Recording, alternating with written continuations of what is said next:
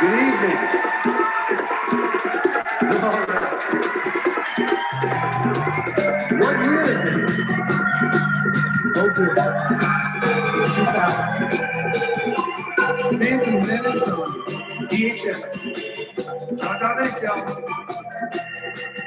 Phone simulation, phone simulation, phone simulation. 2000. Yeah, yeah, yeah. Sing it with me. Let me hear you.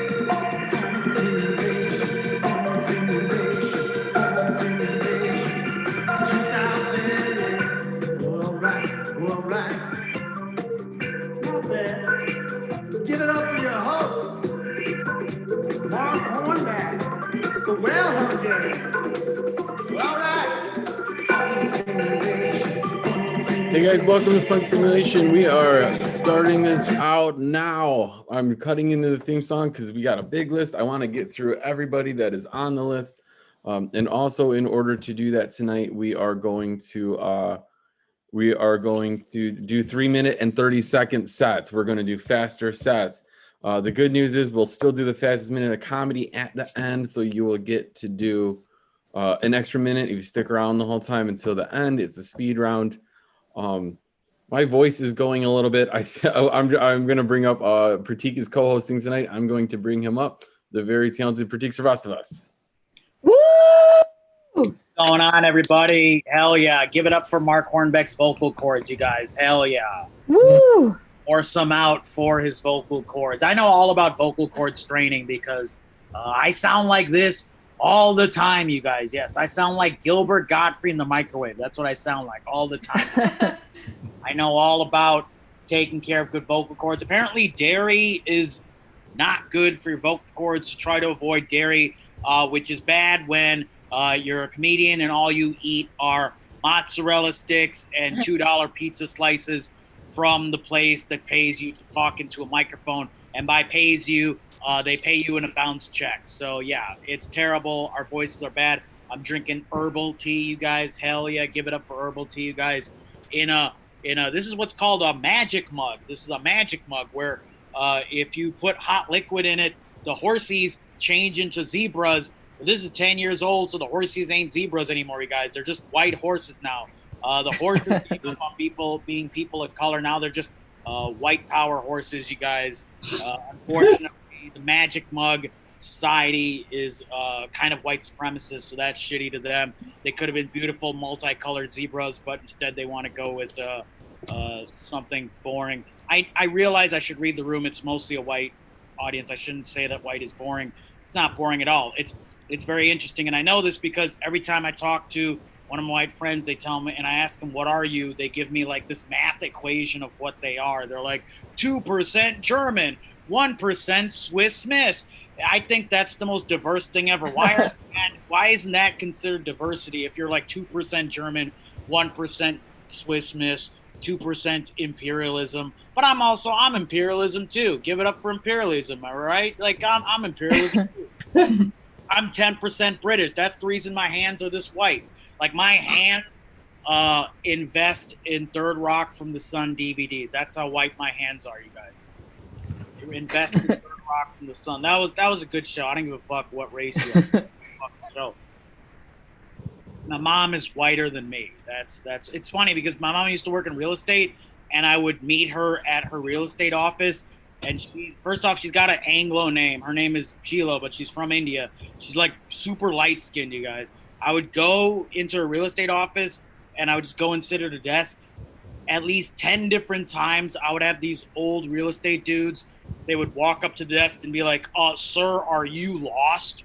You're at Sheila's desk. And I'm like, she's my mom. They would say, I didn't know they had adoption in Lombard, Illinois. They thought that I was like the adoption kid. They thought I was like reverse different strokes. That's what they thought I was. They thought I was like, hey, for 10 cents a day, you can help this little boy, bring him to Lombard, Illinois. That's where I'm from, by the way. I'm from big old Lombard, Illinois, which is known for being the only, it's claim to fame is two things. It's claim to fame is two things, you guys. You know what those two things are? One, being the setting for the movie Larry the Cable Guy Health Inspector. That's part one. And two is it's also the town that's supposedly based on the movie Footloose. Yes, Footloose. It was no dancing town in Lombard, Illinois.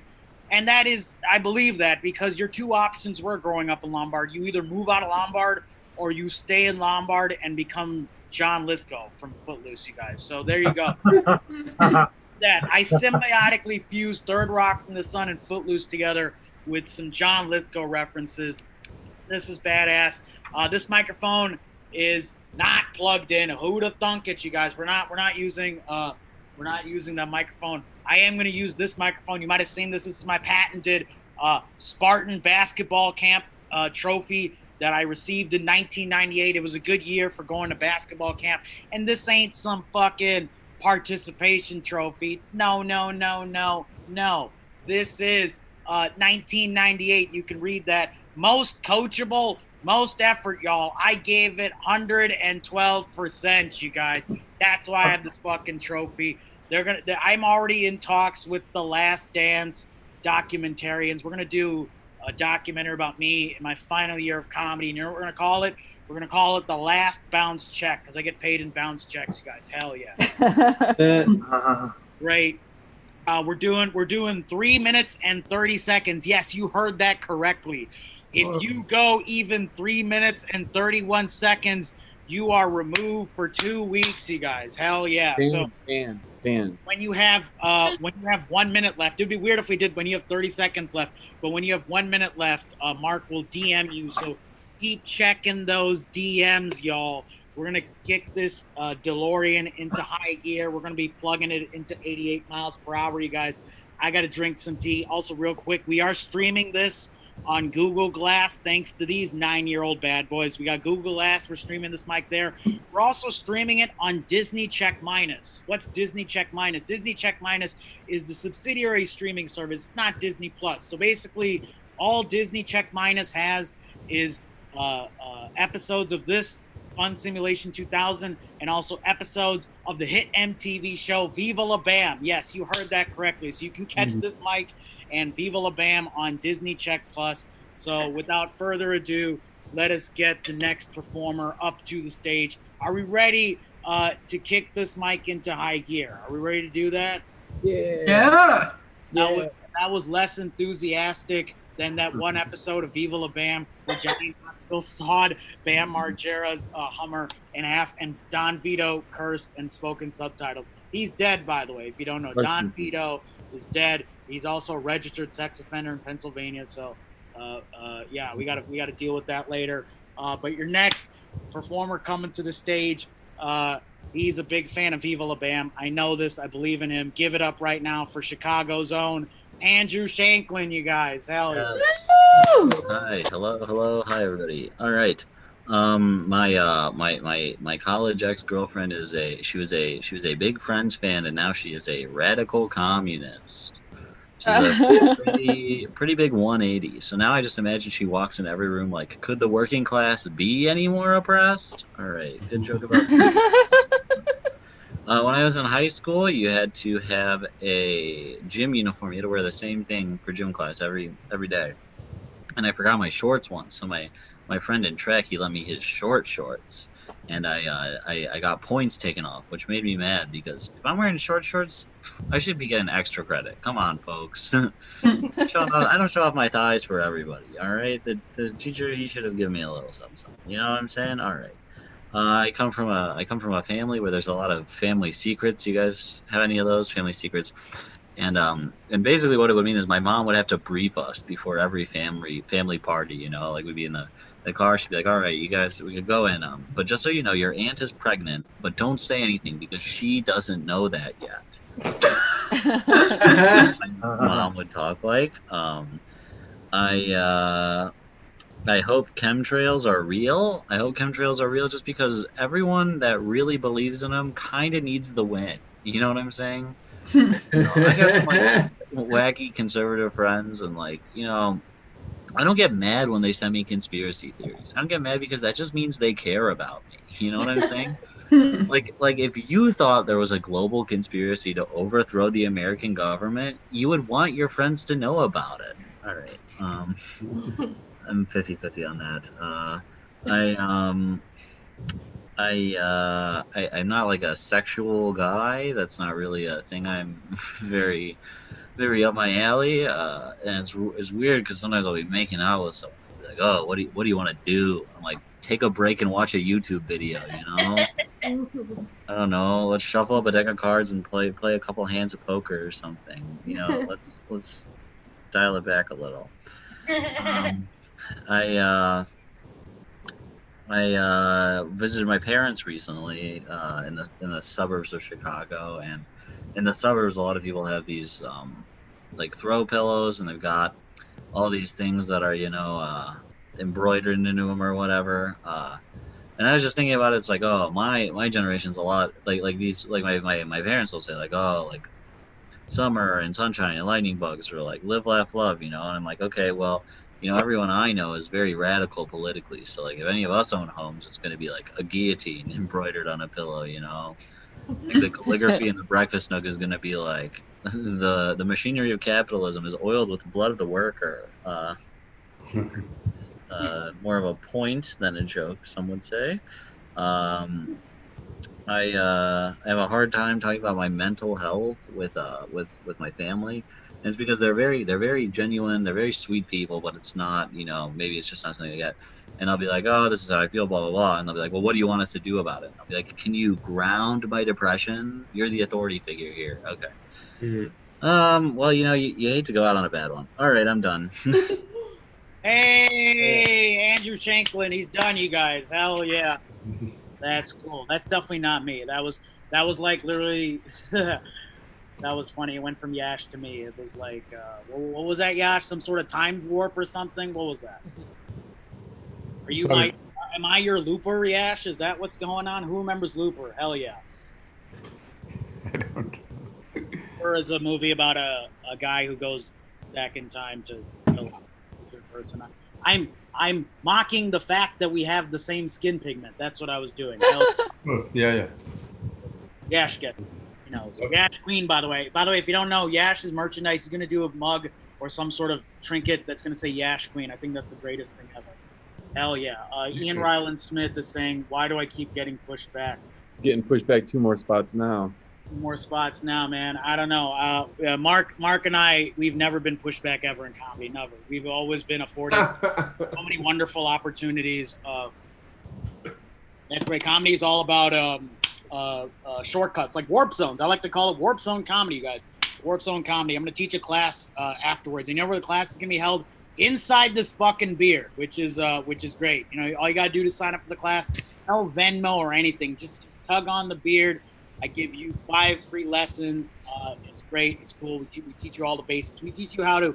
This is what we do. We teach you how to do 2 minutes in between every comic at the open mic, where everybody gets 3 minutes and 30 seconds. It's a great lesson to learn. You will learn so much there. It's great.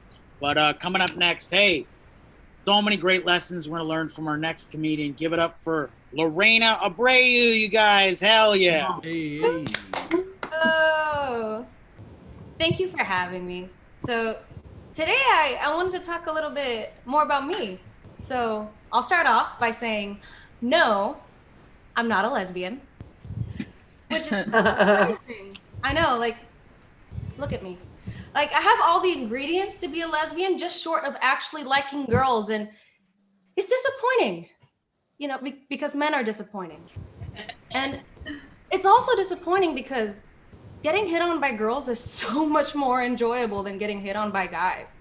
Anyone else feel that, ladies? Because, like, I used to wonder why that was. And then I realized it's because I can appreciate the flattery without the undertones of possible danger. Also, something else about me, I do parkour professionally, actually. And when I say that I do parkour, I can guarantee that you are thinking one of 2 things, right? So half of you, when I said the word parkour, pictured this.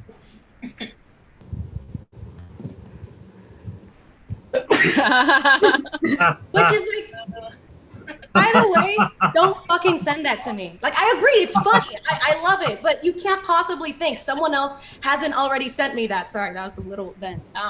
But so the other half of you, when you heard the word parkour, you pictured this. Death-defying roof gaps 30 stories high. Just like, why? Why are we either rolling around at Dunder Mifflin or doing death gaps? Why are we either one of those two things? Like, parkour is the most natural, normal thing. Like, when I do parkour, this is what I do, right? Here, I'm having technical, there I am, right? Just normal, jumping on walls. Like, no one looks at a rock climber and is like, oh, you're a climber? So you do what Alex Honnold does, right? Because no, that doesn't make any fucking sense. So that's just me. And I see some of y'all's faces. It's really not that crazy. Like, jumping and getting over obstacles is what humans are supposed to do. What's natural about soccer balls or tennis rackets or fucking, what's natural about the steroids footballers use? Is that even what people call them? I don't know if you can tell that I don't follow sports, footballers. But yeah, I don't know. World seems fucking backwards to me. Something else about me. I'm also a new mom. Not of a human baby. Of course, God no, of a baby bird. It's pretty much the same, you know, as having a human baby. Very similar. The only difference really being that there's no gender reveal parties. I don't know what the fuck that is. But I do find myself automatically referring to him as a he because, you know, internalized patriarchy. But it was really fun while it lasted. But alas, it was only temporary. I only had him for a couple of weeks before he flew the coop, literally, not figuratively. Like, other moms will be like, ever since Chad went off to college, we're empty nesters. No. Sure. I'm an actual empty nester. You don't know what it's like. Thank you for listening. That's me. Oh, Yeah. I hear the alarm. Woo!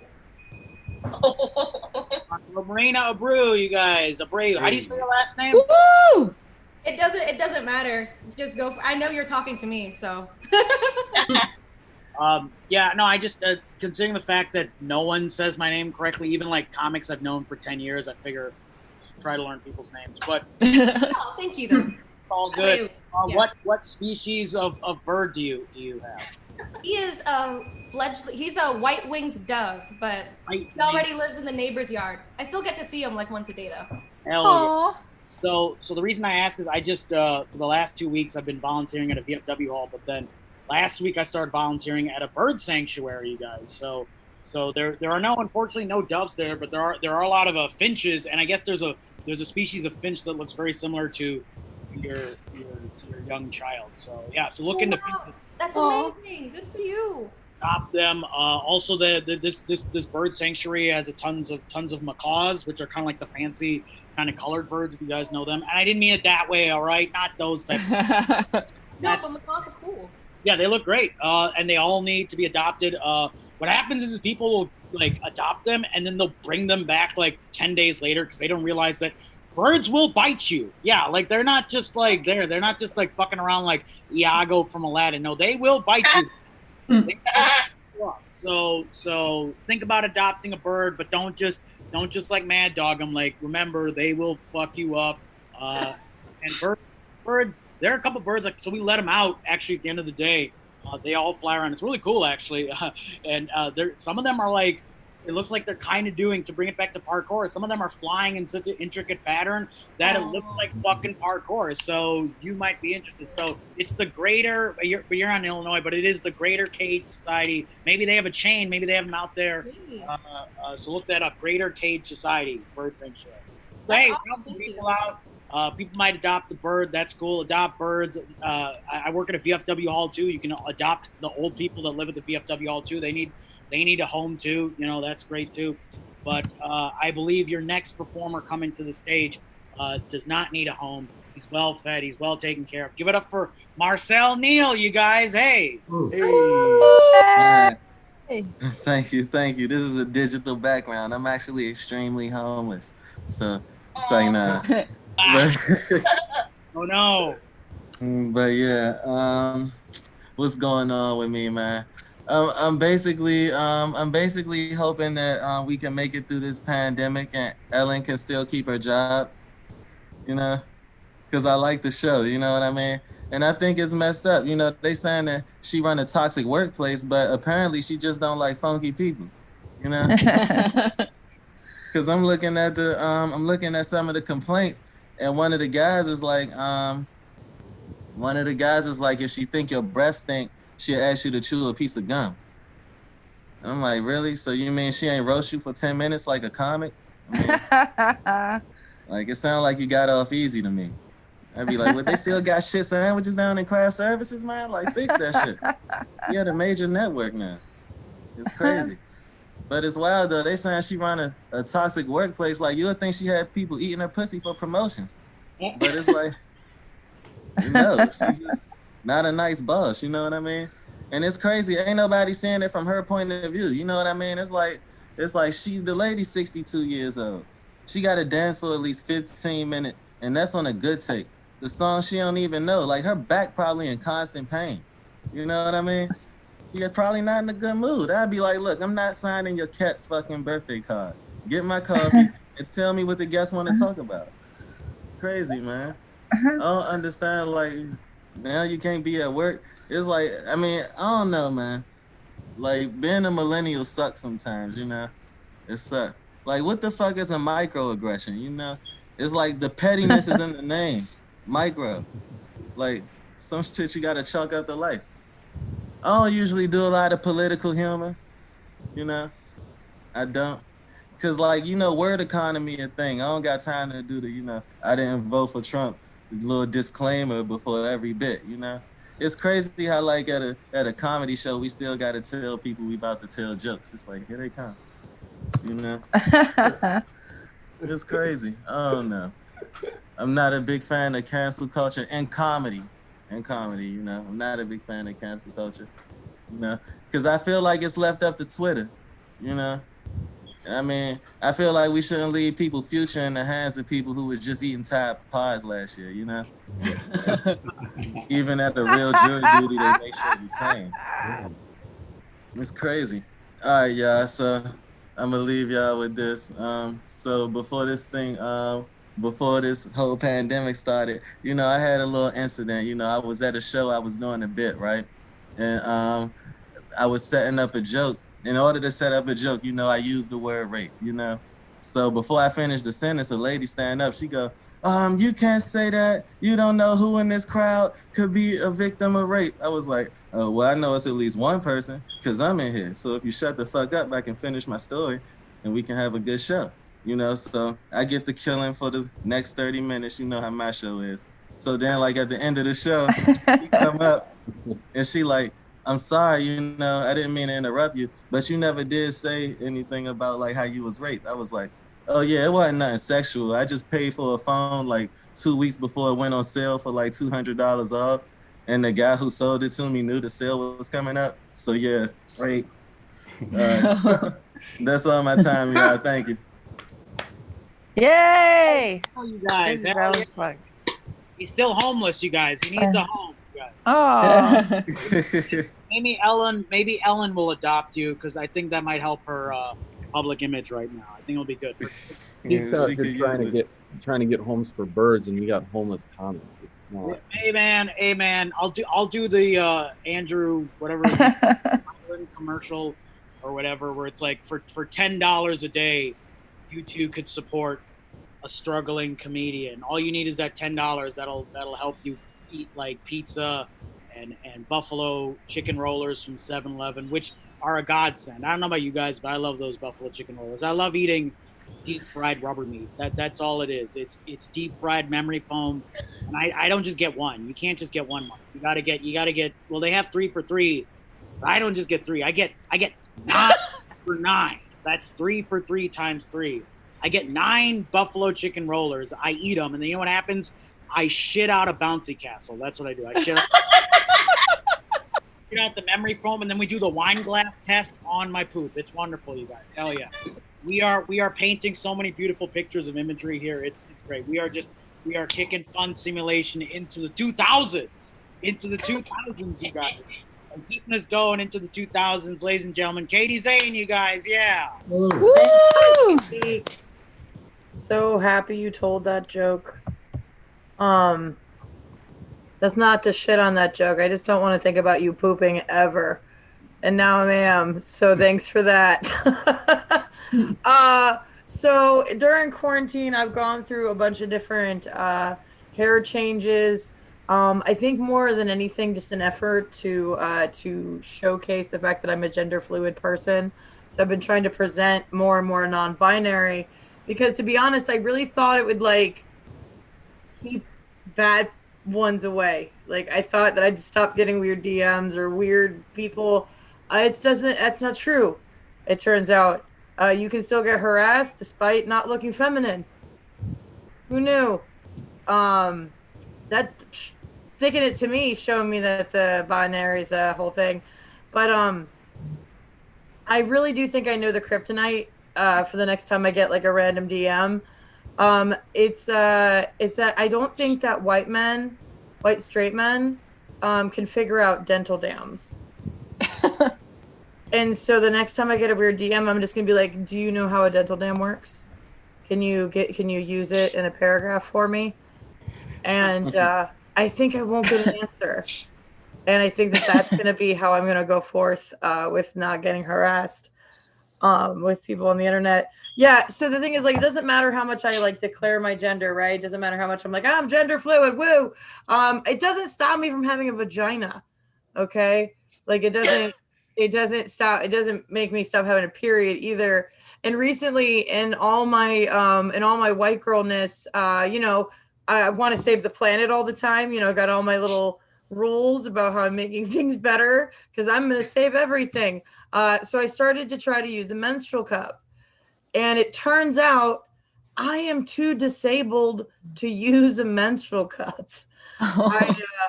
I pulled my shoulder out. And then I'm like, foiled! I can't save the world. What shall I do? I guess I'm going to have to give up paper towels or something. I don't. If anybody has any tips of how I can be a good virtue signaling white person, please leave me a comment here.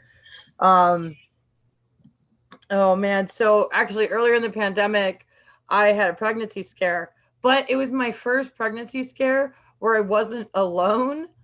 And also it wasn't in poverty. So I got to take an expensive pregnancy test, which I've never taken before.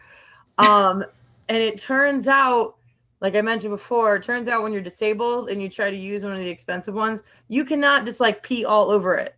Like you can't just like pee without paying attention, or you have to actually get it on the thing. I was not capable of doing that. So I did ruin the first one, sort of, meaning it just didn't tell me if I was pregnant or not. But I did take another one, and it did tell me I was not pregnant. Yay. But I think the best part about this story is my ingenuity, in which I did harvest 2 lithium batteries out of these pregnancy tests, just in case. Just in case. I don't know if I'll ever need them or use them. We'll see. I get running out of time here. But during quarantine, I've watched a lot of Netflix. Specifically, I've been watching all 16 seasons of Grey's Anatomy. That's right. I've done it. I don't know if there's a thing at the end. But a lot of times there's sick kids on the show. And they're always, there's always lots of terminally ill children. And I realized statistically that not all of them can be great kids. Right? Like some of them are assholes. There are asshole sick children out there. And I just feel like you just can't keep lying and saying they're all great just because they're sick, because I just feel like that's wrong. I've been Katie Zane. Thank you guys so much for having me. Have a great night. Woo! Zane, hell yeah. She talked about poop, she talked about pee. Let's keep the bodily function train going, you guys. Hell yeah. Let's keep those bodily functions going. It's important. It's natural bodily functions. We should keep talking about it. I don't know why people tighten up on bodily function humor. It's part of the process, all right? It's a natural thing. We all do it. It's not like any people poop differently than white people. We are all literally one. If that's literally the missing clause from Martin Luther King's speech, was that he was talking about like we're all one people, and even though on the outside we all look a certain way, our poop is exactly the same color. It really is, unless you have like too many leafy things, then it becomes like kind of green. Otherwise, then your poop's a little green. But otherwise, we all generally have the same type of poop, which is not really solid because we all eat too much Mexican food because everybody loves Mexican food. Am I right, Greek chorus? Right? Yes. Hell yeah. I've scared everybody else. That's fine. Coming up next, hey, give it up for Kiki Anderson. Hello. I feel like I have to do a bodily fluid joke. I was going to do it, but it's... Brain going. Okay, well, this is a new one. So just before quarantine, my aunt and I decided to treat ourselves to a day of relaxation, got a Groupon for one of those float tanks. I don't know if anybody, have you guys done those? You know, you go through a whole process. Like, you have to take a shower before. It's like a whole baptism for like extra dirty babies, you know, like you were forged in fucking bile, and now you got to wash it off so that you can be born again. The thing they tell you is you can't touch your eyes because it's really salty water, but the thing they don't tell you is to not fart in the tank. It is literally like if you were Bubble Boy, but the whole bubble was just filled with your ass. I know what my own ass tastes like, and let me tell you, I'm not into the ass eating. Disgusting. And I had a realization, like, I got 2 hours, but an hour and a half way in that happened, and I realized, like, you know, I'm half Jewish. My ancestors escaped religious persecution so that I could gas myself to death for fun. So, yeah, I went out in the hallway, and my aunt was also in the hallway, which meant she also ended her session early. So I looked her in the eyes. I'm like, oh shit, did she fart too? And she's like, nah, I just got bored. I'm like, yeah, okay. That's not the joke I wanted to do, though. I just wanted to join you guys in your bodily fluid conversation. So I feel like most of my friends fall into 2 categories right now: friends in relationships and friends who have gangbangs going on in the background. I fall into neither category because I don't watch porn. I only get off to the sound of me bombing. But, you know, to each their own. I have to say, though, I hear through the grapevine there's a lot of step siblings with fucked up habits. Maybe instead of separate bedrooms for your stepkids, you should consider separate zip codes. The kids are not all right. Porn is probably one of the only industries right now, though, that's thriving, right? Because, like, we can probably stop here. We don't have to keep making new porns. Like, I think all the porns have been made. Okay. We don't need any more. We can stop here. There's no new special effects. There's nothing left to surprise. All the combinations have been done. Like, the Fibonacci sequence of porn has been, right? Like even the storylines are still relevant. Like, okay, 20 years ago was a pizza delivery worker. Now he's an essential worker. It's still sick. The one other side effect, 1 minute, the one other side effect of being in quarantine is I know way too much about all of my, oh my God, I just moved my contact lens and now I can't open my eye. I know way too much about all my exes. And one of my exes is married, and him and his wife follow me from a joint Instagram account, which is fine. I just don't know which one of them is liking pictures of my ass. I like to tell myself it's both. The only thing that bothers me, this is where I'll wrap up. The only thing that bothers me about their account, like, everybody should Instagram whatever the fuck they want, but they always hashtag power couple.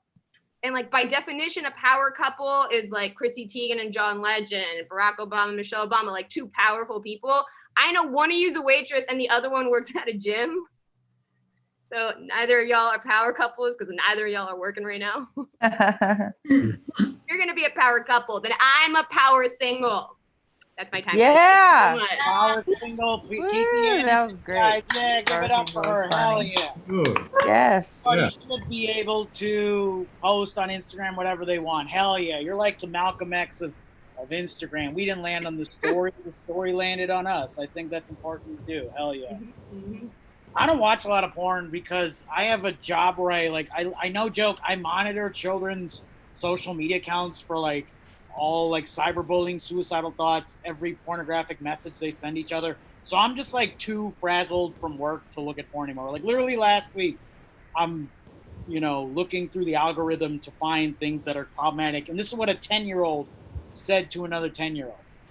Hey girl, are you a school? Because I want to shoot up inside you. This kid is 10 years old. He doesn't even know long division yet, and he's still saying that shit. What is wrong? He'll be at an open mic in 5 years. He will definitely be at open mic. We're literally, all my clients are gonna be like the next 10 years of the Fun Simulation. In Fun Simulation 3000, it's gonna be all my clients. It's gonna be sad. Cyberbullying is a serious problem, but let's keep the poop deck going. All right, hey, your next comedian coming to stage. Speaking of bodily function, speaking of poop, speaking of cyber sex, speaking of everything, give it up, ladies and gentlemen. He's a regular here. Give it up for Ian Ryland Smith. Yeah. Yes, thank you. Thank you. This is the Pratik Comedy Show. I'm your host, Ian. You'll probably only see me for another 3 minutes max. All right, let's get right into it. So I ordered boneless wings, and my friends made fun of me. They're like, Ian, why are you ordering boneless wings? I say, because I don't like eating bones, that's why.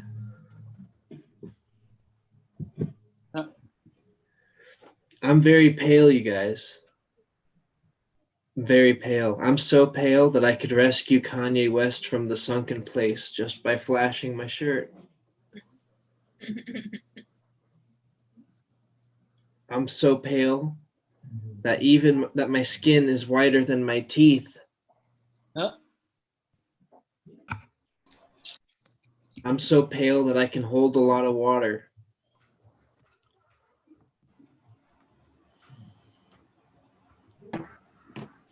Hold a lot of water. like a pail. Or a bucket, as some people call it. Yeah. Anyway, I'm in a one-liner contest. My opponent tomorrow, his name is Mop. These are my one-liners for that contest. What do you get when notorious tattletale Tekashi 6ix9ine picks up sewing? Snitches get stitches.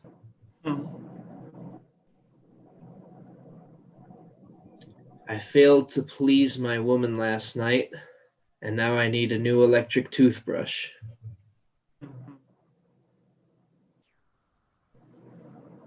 I'm sick of the novel coronavirus.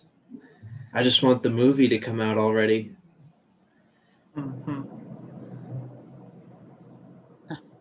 What do you get when you get in a fight with Bruce Lee's son, Brock? Beef with broccoli.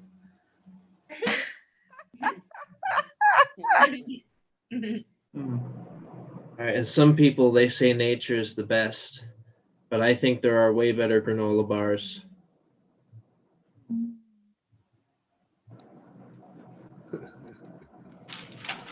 Beef with broccoli is going to carry me to the win. I just know it. Let's see. There are some people who say I drink too much Diet Mountain Dew.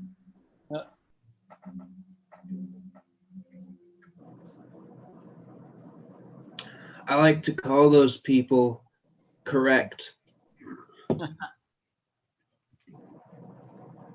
All right, that's my time. Are you guys ready for your next comic?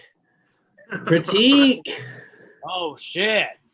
Give it up for Ian. Give it up for Pratik. Look at that fluid. That was awesome. That was great. What is your full t-shirt say? I can't read it. Keep it spicy. Yeah. You know why I love that shirt? Because, so for those that don't know, I did a show one time and the host butchered my name because people don't know how to say my name ever. And I said, I did the pre-show prep thing where I was like, it's Pratik Srivastava, and the host goes on stage and says, give it up for Petite Sriracha. So I think I need that. Keep it. Hell yeah. That joke's pretty good. I've just been doing it for too long. It's fine. So I don't believe in that joke anymore. But it's I do believe in all the performers coming up next, you guys. And that's the great thing about Zoom comedies. You get to meet so many people through this that you wouldn't normally meet. So this is a cool guy. I had the pleasure of getting to know him. He's great. Give it up right now for Gary Hughes, you guys. Hell yeah. Woo! Yeah. No. Need that tea, baby. You know what? I'm dating somebody, right? And I made her watch Get Out. She's kind of didn't want to, and she was scared, and she's white, and I was like, if anything, I should be scared. I don't think you would get what's happening here. She was doing shit my mother does when she watches a movie, which is watch the same movie and then ask all the questions to you. What just happened? Like, what'd you see? I just saw the same movie you saw. Pay attention. I'm in a one-liner competition with a pap, a pale ass pussy. So this is my one-liners. Man, fuck that. I ain't doing no one-liners. You know what? I had sex with a 50-year-old last month, and she got all existential on me. Like, everything was going, and then out of nowhere, she stopped. She's like, why me? Why a 50-year-old, young, handsome man like yourself? Why you want to be with me? Why you want... I was like, bitch, I ain't got no answers. Let's do this. Come on now. You playing games. But I'll listen to your morning pages or something. I ain't got no answers for you right now. I'm horny right now. Why me? She had hella deep questions. I was like, what is this? Did you just read Milk and Honey or something? Where is this coming from? My dick is out. That's why my dick's pointing towards you. No, never mind. That sounds terrible. It was crazy. I mean, I'm 30. You know what I'm saying? She was like 51 or something. So that's 20 years in between. You ever went down on a 50-year-old? It's like cured meat. I don't know how to explain that. Cured meat is good. I'm not saying it's bad, but you know what I'm saying? It just, I got hypertension. It doesn't do good for your heart. Let me stop. I just like ostracize a whole lot of. I'm so sorry. I just ostracize a whole lot of people, boy. Before I live in San Francisco. And before I just rent a room out. I don't have no crazy apartment or nothing. But I was looking at other rooms, and they were, they show you around. And this one room, they had those black rat traps on the side of like industrial buildings. He had that just right there in front of the refrigerator. Ooh. And he was talking about everything around it. He was like, "Oh man, look, I got an electric stove. You know what I'm saying? You get your own cabinet space."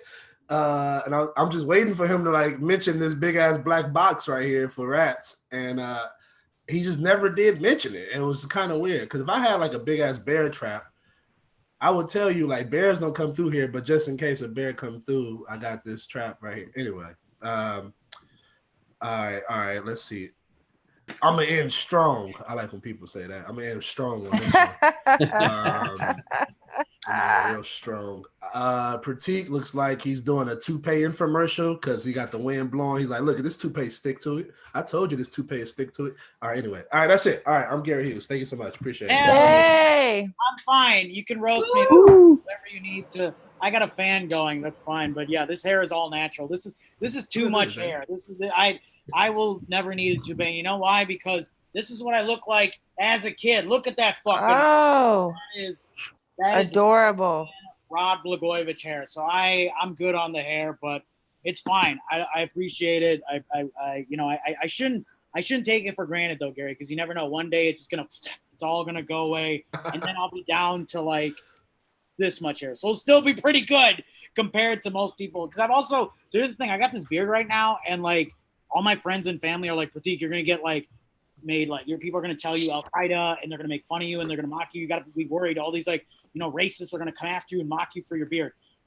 I've not been made fun of for this beard by any white people ever, and I've been going to VFW halls, which is white people mecca, and no white people mock me. The only people that have mocked me and made like Al Qaeda comments are other brown people, you guys. Yes, other brown people hate me for this beard, and I figured out why. Because they can't grow a beard like mine. Their beards are patchy ass beards. So fuck insecure people within our own community. We hate each other.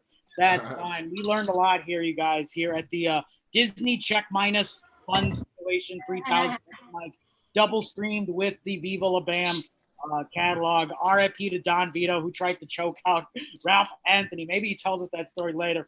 But coming up next, she was not choked out by Don Vito. She's a give it up for Dana Wisson, you guys. Hell yeah. Thank you. Thank you, guys. Does he love me or does he not is a question I often ask my dentist about my other dentist. Thank you. Strawberries are my favorite food because they taste absolutely amazing while I'm committing credit card fraud.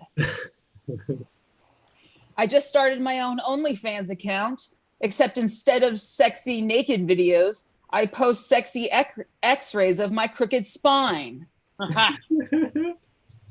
Okay, hold on. Here is here's a Jeffrey Dahmer pickup line. Oh wait, oh this is that was a Zoom background I made for someone else. Oops. Okay. Hit me up if you want one. Okay, here is a Jeffrey Dahmer pickup line. Hey baby, is that a bun in your oven? Or are you about to give birth to my next meal? Yeah. Thank you. Oh, man. That's nasty. Oh shit, that's so nasty. Okay, have you heard about the electric scooter challenge? Yeah, that's where you pull the plug on your grandma while everyone is watching. I'm afraid of my, hold on, okay, all right. Hold on, is my timer going? Everything's ready. Okay, I don't have to pee. My tits are out. Everything's good. I haven't eaten yet. Got to prepare myself. Okay, where are we? Oh yeah, I'm doing a show. Okay, here we go.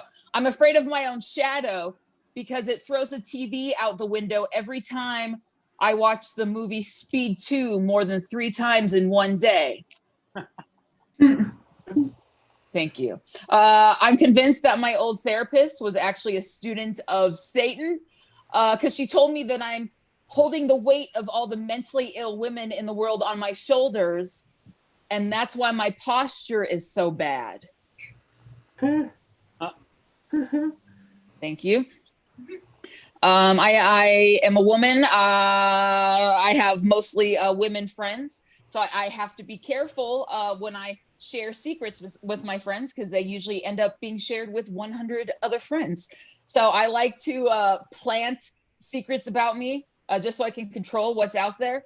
Like I might say, oh, hey, Liz, did you hear that Dana opened for a really big comic? Bill Burr? Oh, shit, really? Oh, hey, Jessica, did you hear that Dana has huge tits? No, really? Oh, yeah. And then, hey, Aaron, did you hear that when Dana farts, a bunch of old Hanson CDs fall out? Oh, shit, yeah, that's dope. Okay, yeah, working on that one. Thank you. And this will be a short set, 1 minute. Did you guys know that 90% of sperm are deformed? That explains why the stain on my bed is shaped like a cat. All right, thank you very much. My name is Dana. This has been absolutely wonderful. Farts out Hanson CDs. That's funny. You know what happens when I fart? I fart out Chumbawamba CDs, and my CD is just one CD. It's pissing the night away. It's fine.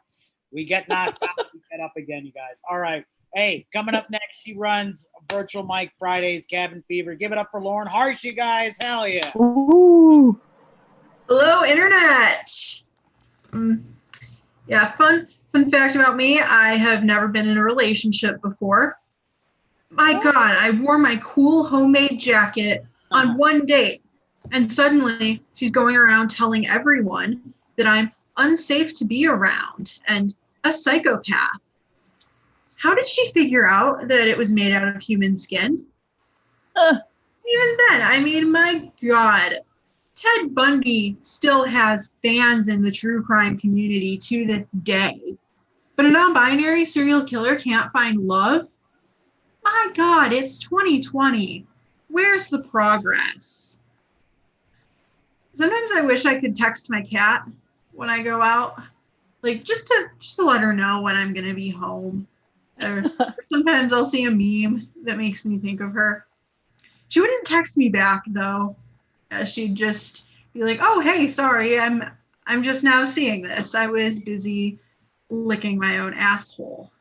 Yeah, I think it's condescending that people assume that if our pets could talk, they'd talk to us the way we talk to them.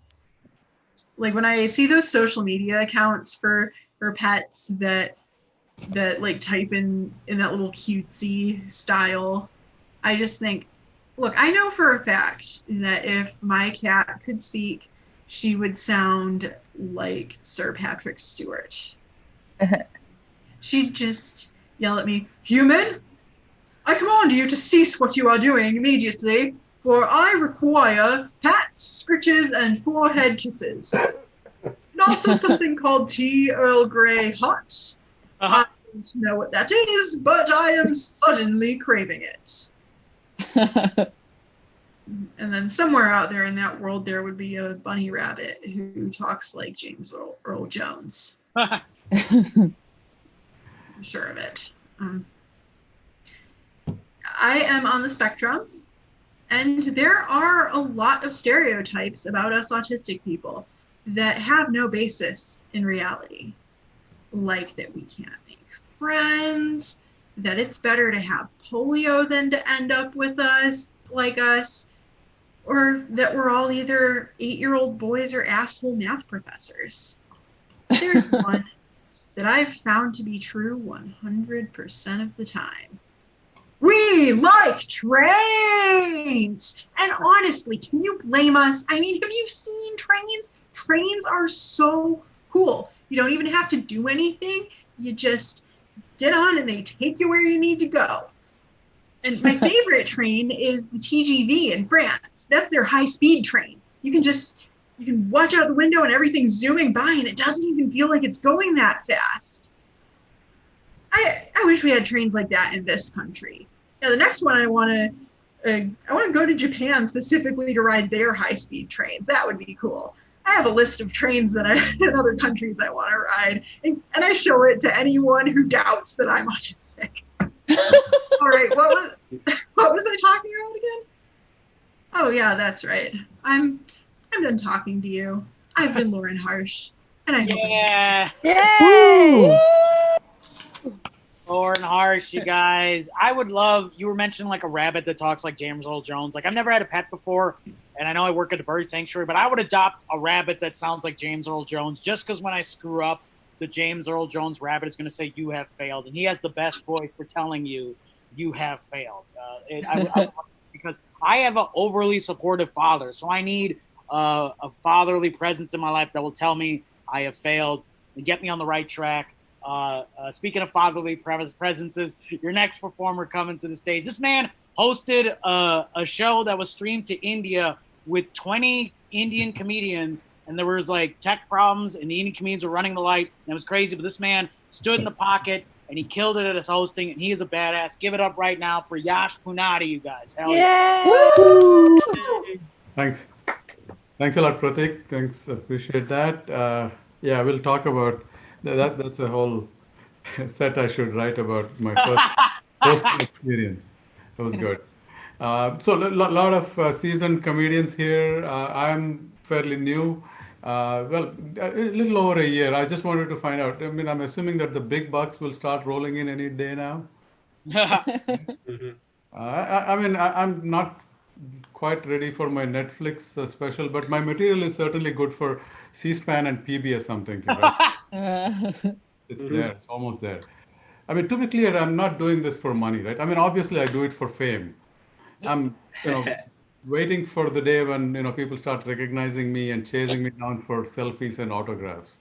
Yeah, it's going to happen soon. By the way, talking about getting recognized, this happened a few times when people stop you in the parking lot or a grocery store and say, "Hey, are you Indian?" That's usually a question. That can be tricky because the answer depends. Are you looking for help with spelling?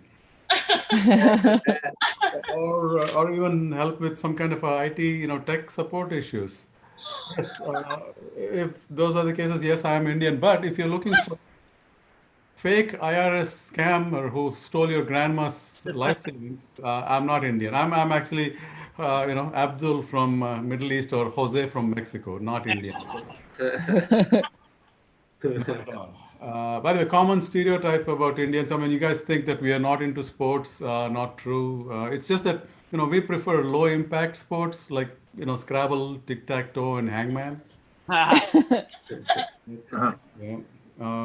Let's see what else. I am a Hindu, and so several years ago, a Christian friend of mine, good friend, was poking me gently. He's like, "Hey, you guys have a elephant god and a monkey god. How does that even make sense?" I wanted to say, not everyone gets to have a normal religion with a talking snake or a burning bush or a 100-year-old guy building a boat for animals or a virgin birth. So I wanted to say that. I did not. I did not. So I just said, hey, lovely glass house you have there, Dave. Would be a shame if someone starts throwing stones at it. Right. By the way, this heaven and hell, I've always had this question, right? I mean, is it the same hell for everyone? Are there different levels of hell?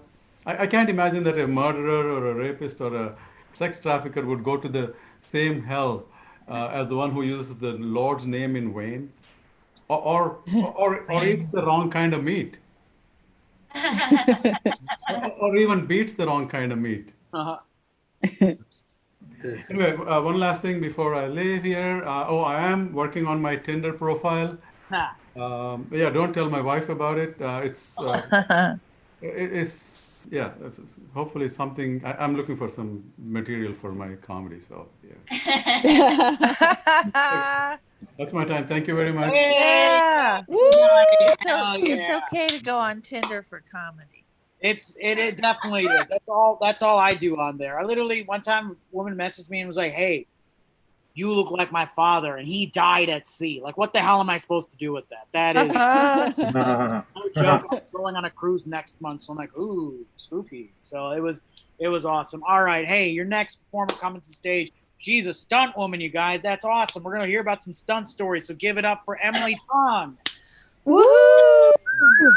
Sorry, not stunt stories today, but this is what I will talk about. I don't get why so many people love sex toys. And I'll be honest, I don't really care for them, right? And don't get me wrong, I am open-minded. I like to explore new territories if my partner is into something that I've never tried before. But why would I want a toy in place of real intimacy? Like, for me, it takes away from the experience. For example, right, vibrators. A lot of people get off on them, but I could never get past the right? That shit gives me anxiety. You all know what else that sounds like?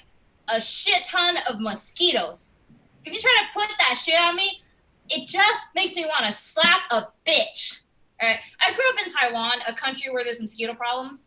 And there were nights before final exams where I stayed up all night to kill something like 20 mosquitoes before I could go back to, well, at this point, school.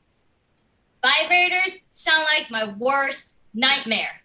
And, dudes be like, oh, just relax, go with it. No, I don't want to feel like there's a hive of mosquitoes down there. And I don't care how quiet you think your silent vibrator is. It's called a vibrator. They create fucking sound waves, and I can hear them. I know.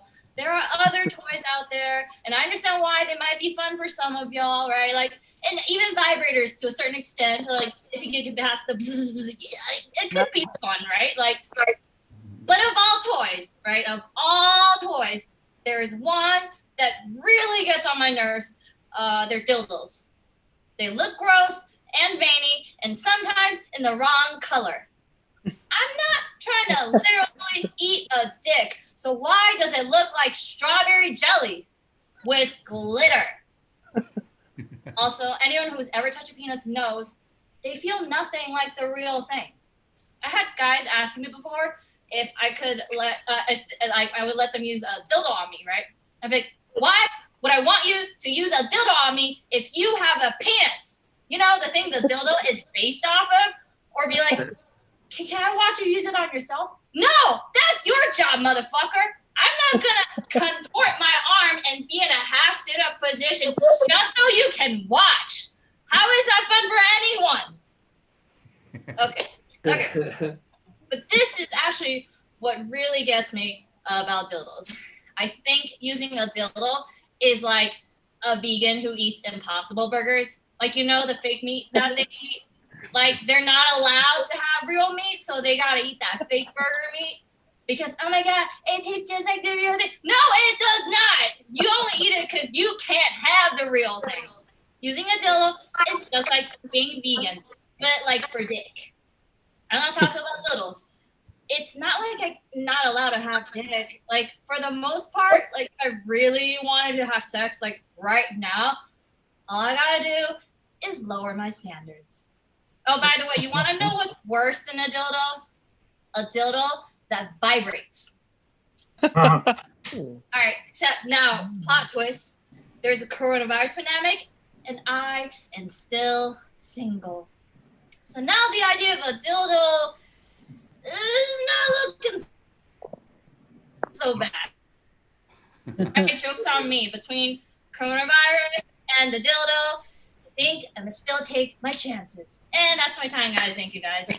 Yay! Hell yeah. We learned a lot about dildos, you guys. We're actually going to be marketing my Spartan basketball camp trophy into a line of dildos for everybody. So hell yeah. Most of you guys, 1998. We know what the fuck is going on. Hey, coming up next, we have probably I'm gonna have some trouble saying your next comedian's name, but I'm gonna do my best to pronounce it as best as I can. Forgive me, you guys, but give it up for 2 Beers with Nathan. Give it up for him, you guys. Yeah, that damn language barrier, eh? I'm going to give everybody the best advice if you ever need to break up with someone, all right? Step 1, find a friend that has an offspring. That's what we call children now because you don't know they're fucking if they're humans or not.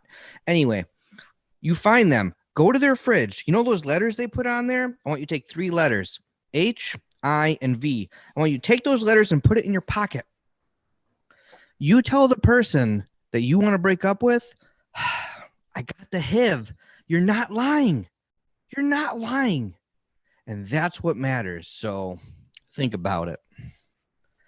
I hate when people say, well, I'm a big city 9 in a small town 12. Who the fuck are you? The Count from Sesame Street just handing out numbers all willy-dilly and shit?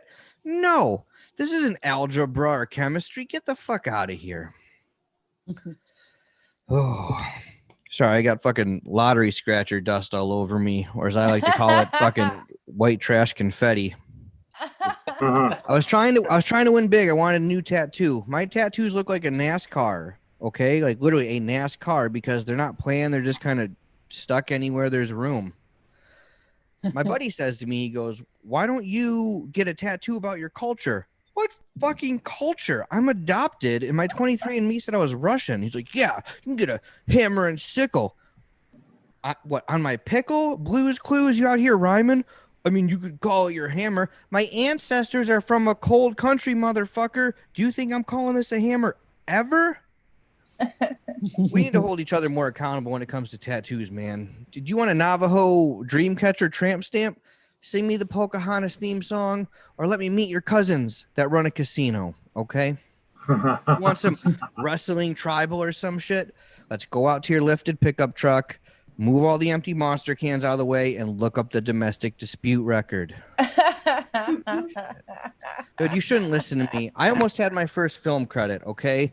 But they canceled Cops. Thank God. Can you imagine getting this comedy shit and your first film credit is Cops?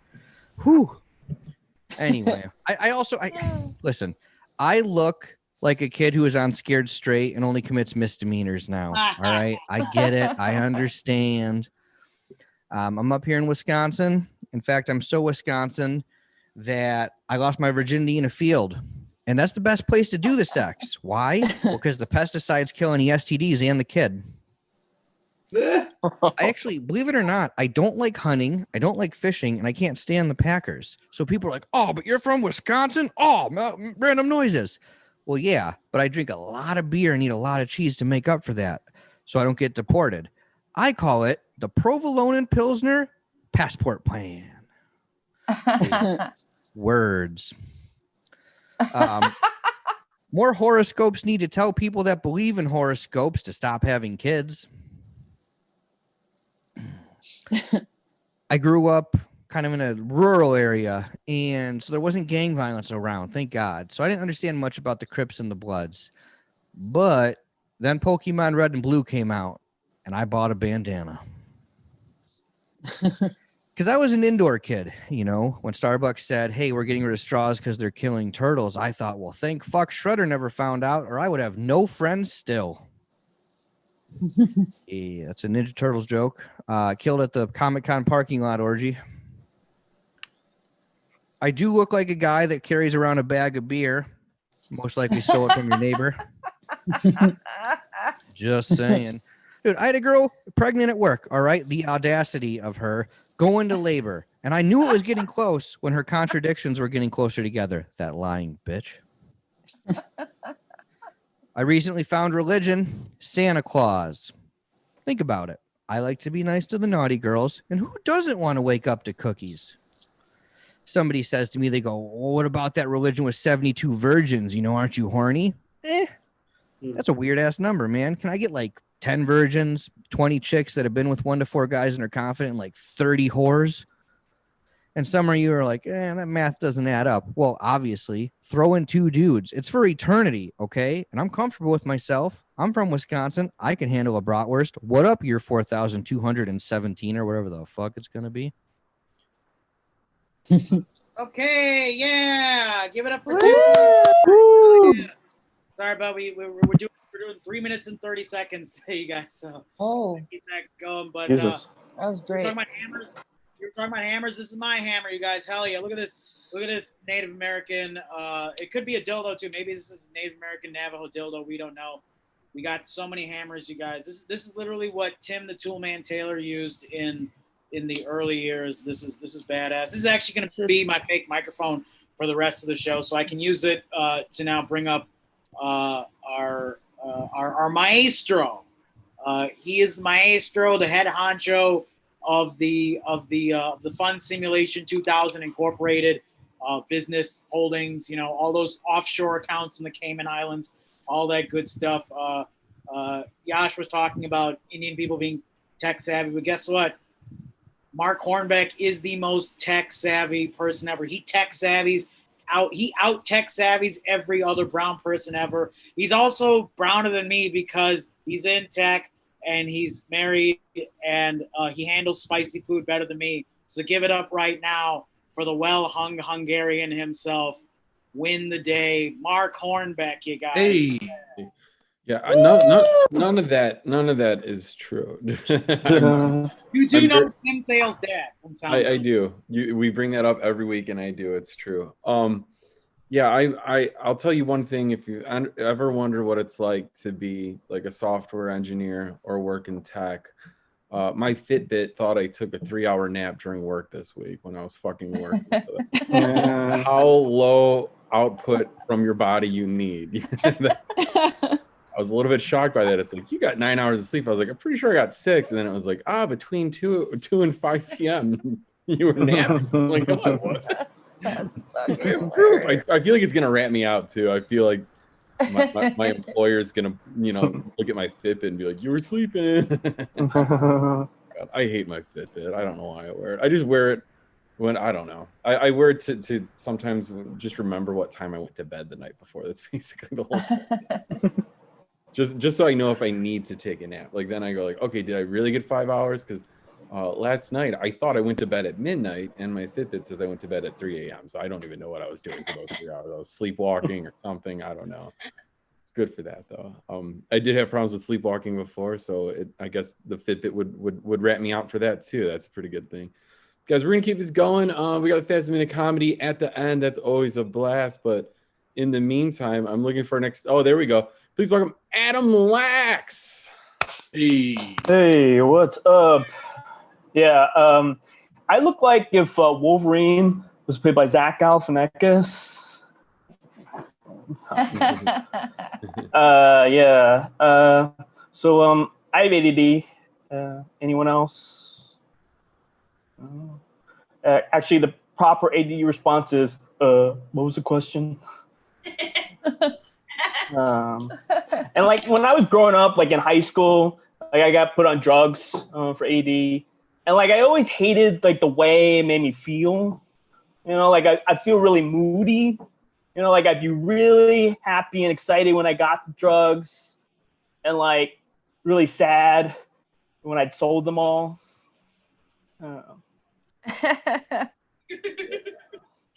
So like now I kind of like try to manage my ADD like with mindfulness. You know, I practice mindfulness. So like when I'm doing things, I have to like actually think about it. So like I'm not like, my mind doesn't drift.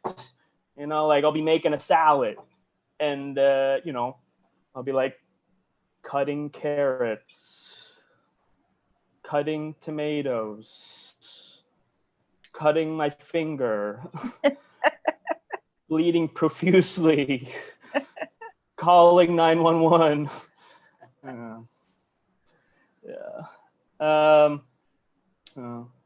Fashion, I kind of think fashion's like kind of ridiculous. You know, it's like some kind of like fashion designer gets to decide like what I should wear to look good. You know, like no one has the right to do that. Except for my girlfriend.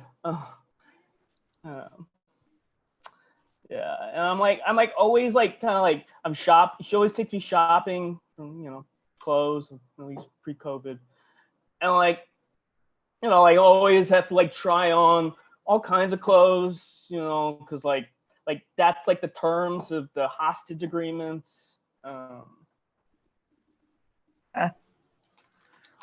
Cool guys. I kind of think like fashion is like, it's like the gateway to regret. You know, it's like you always like look back at like those old pictures, like you're like, what was I thinking wearing that?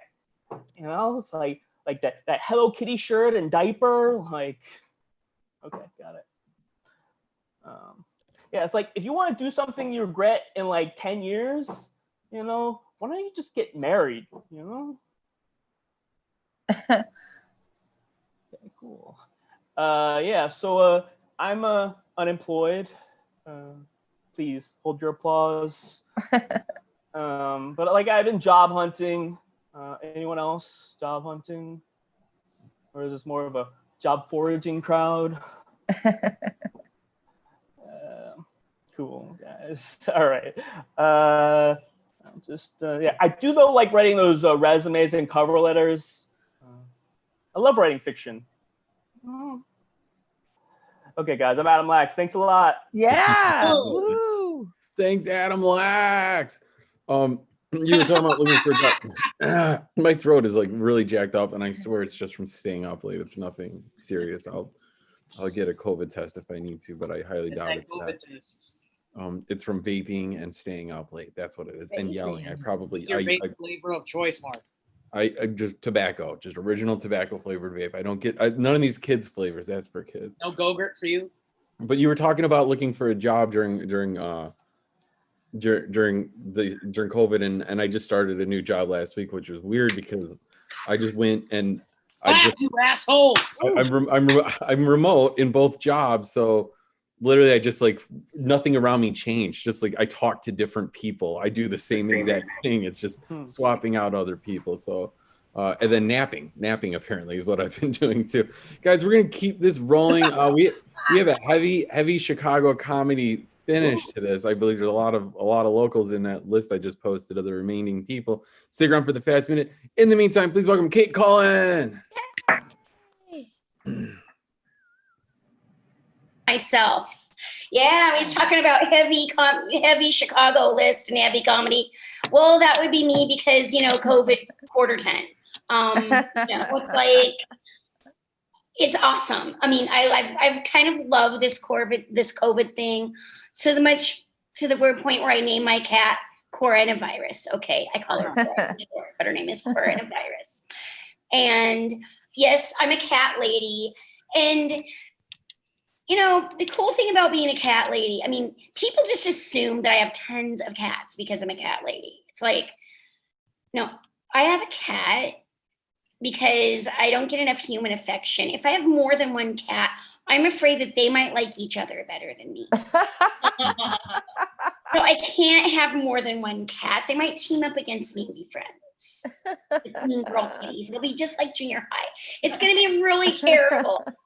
And that's just kind of how that is. And, you know, I love my cat. I like to think that we have an amazing relationship. And she seems like she loves me, but it's probably just Stockholm syndrome. But, you know, I love her. Now, of course, I've been working from home, you know, with the pandemic and everything. So I just moved my desk from my living room to my dining room because I just couldn't stand the 40-foot commute. I had to have the 20-foot commute now. Shorter commute. I can wake up that much later. It's a beautiful thing. I worry about what it's going to be like to go back to work. You know, because it's like, I remember back when I started working, you know, you had to wear pantyhose and heels and like dress like an adult to go to work. And then jobs had casual Friday. And, you know, so it's like I got used to wearing jeans and I had jobs where I could wear jeans every day. And now it's like, oh, the thought of hose, no, that's harsh working conditions. I can't wear pantyhose to work. And now because of the coronavirus, I don't even wear pants to work, you know. What's it going to be like when I have to go to the office and like brush my teeth and wear underwear and like act like I care about what I look like? I mean, you know, people say that when I go back to work, it's going to be a lot like riding a bike.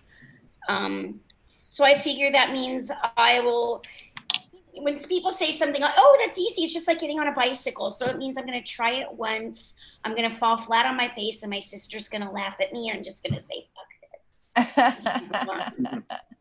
Because I never did learn how to ride a bike. I can't skateboard either. So, you know, that's that. And what else was I going to, oh, somebody was talking earlier about having ADD. You guys, I have bulimia. You know, I have bulimia and I also have ADD. So I binge eat, but then I get distracted and I forget to puke. I forget. I love food. Just got to share that with you. That's really all I've got for now. It's new stuff I want to try. So I'll give my minute back to the room. Bye. Yay! Great stuff. Thank you. Yeah, I love food too. I actually have been losing weight during COVID because I would eat so much garbage lunches. Like if you met me and my wife, she could eat whatever she wants and she's very healthy all the time. But then, so I eat healthy at home, but then I would just go to the office and just eat like garbage and eat trash all day. So I tried ordering when this first happened and I knew we were going to be remote for a while. I ordered probably about I would say close to 150 or 200 bags of chips from Staples.com. They were the assortments of Doritos, and they just kept arriving, and I was like, oh no. I didn't know how bad that was going to look when I have 5 massive boxes of chips stacked in the foyer of my house. Yeah, I would eat like, you know, like 1 bag of chips a day, and I just wanted to be able to do that, and I had a feeling there'd be a run on chips. And also, I don't think chips ever go bad, do they? I don't think they do. So it was just planning ahead. I was prepping, guys. I was prepping. Our next comedian, please welcome the man, the myth, the Michael Cooper. Hey y'all, how's it going? Hope everybody's doing good. I'm all right. I need to understand how it is my family in Alabama feels the need to call me every time we have some very justified looting happen in Chicago. How much stuff do y'all think I own? I own a half a pack of cigarettes and an acoustic guitar. You know, this isn't what anybody's at. Does my family think I'm a flat screen TV now? Like, what is What? Or do they think I'm a piece of glass standing between a very justifiably upset person and a flat screen TV? Maybe that's what they think. They did always tell me I was standing in between them and their desires.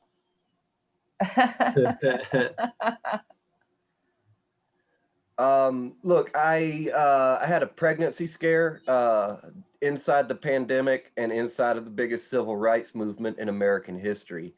And I got to tell you, that's the scariest pregnancy scare I've ever had. First of all, the worst thing I can do for the movement is bring another white baby into the world with 400 years of Alabama in its blood. You know, that's borderline impolite at this point. Secondly, I found out about this pregnancy scare at midnight, and there was a 9 p.m. curfew in the city. You ever find yourself Googling DIY pregnancy test at 2 o'clock in the morning? I'm all waking my girlfriend up with a Q-tip and some peanut butter. I'm like, hey, can you pee on this? I don't understand what the ladies like. God.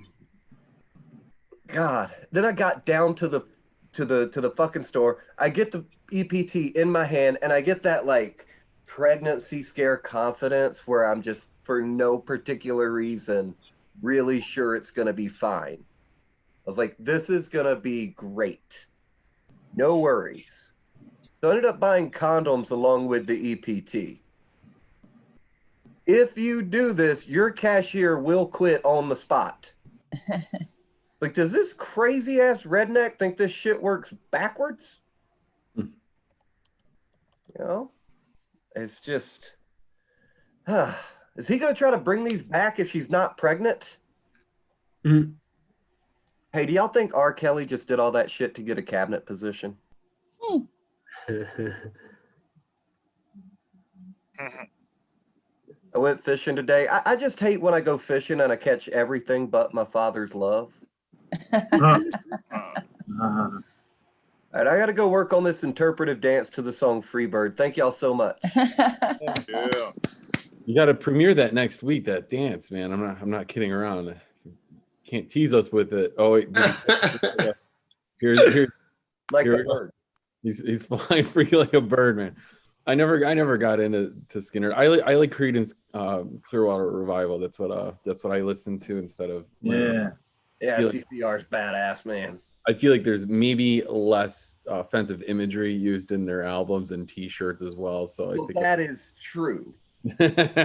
So today I woke up and I walked my dog, and then I just set up lawn chairs in my driveway and just watched people go to open houses. There's like 3 houses for sale, all right next to my house, and it was fun to see that. And 4 people came in. It was weird. 2 couples looking at a single house together. They're just all 2 bedrooms, so I don't know if they're just going to do a roommate thing or what. But they brought their dog, and they didn't even bring a leash for it. So they're just fucking holding a loose dog. And then they went in to go into the place, and the real estate agent was just like, no, the dog's got to stay out. So one dude just had to sit on the ground outside holding a dog the whole time. And I'm sitting across the street vaping and blasting Creedence Clearwater Revival. Welcome to the neighborhood. We're going to keep going, guys. Our next comedian, please welcome Kayla Marullo. Woohoo! I skipped lunch today, and so I made myself a little sandwich during this mic, and I was eating it. And I guess I was feeling a little self-conscious about eating on camera, so I had like the sandwich below the camera and was taking bites out of it. And I was like, you know what? I better just turn off the camera, because me just doing this constantly looks like doesn't look like I'm eating a sandwich right now, you know. So looks like I'm blowing myself is what that looks like. I moved apartment. I went to a new room recently, and I was trying to find cheap furniture for the place. And people were telling me, you want cheap furniture, go to IKEA or Home Depot or something like that. Found one place that is way cheaper than that, though. It's the Sidewalk, and it is easy to get to. It's a place near you. I found a really nice mattress there. It is memory foam. And by that, I mean it still has the DNA of the previous owner on it. It remembers. Okay. you know what? I got a chest of drawers at IKEA, and this is true. I opened it up and it has a label inside that tells you not to pull out the drawers and use the cabinet as a makeshift staircase. And I saw that and I thought, you know, like, and I thought, what did I think?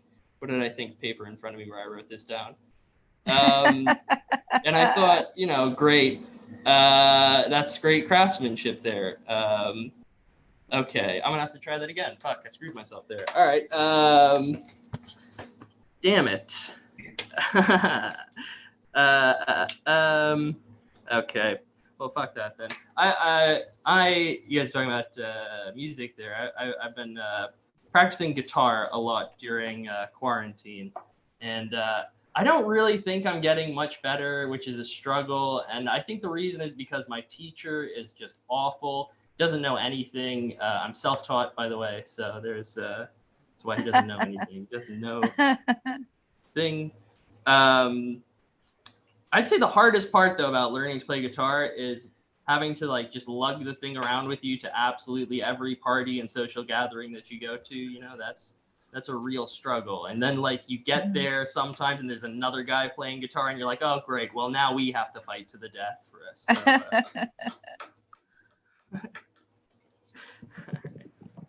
So, cool. Laura, I wish that you were all my audience ever. That's great. That's fun. Thank you. What else do I have to say? Oh, I've been. I got 1 minute. I got less than 1 minute now. I am eating up my time. Oh, I went to. Fuck it, I don't have enough time for that. All right, thanks guys. Thank you very much. Yeah. That was a fake out. I didn't know when to switch the camera.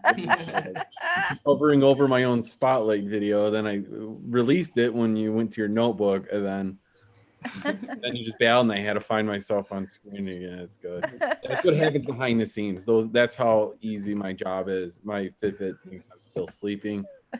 My heart rate's 120 for some reason.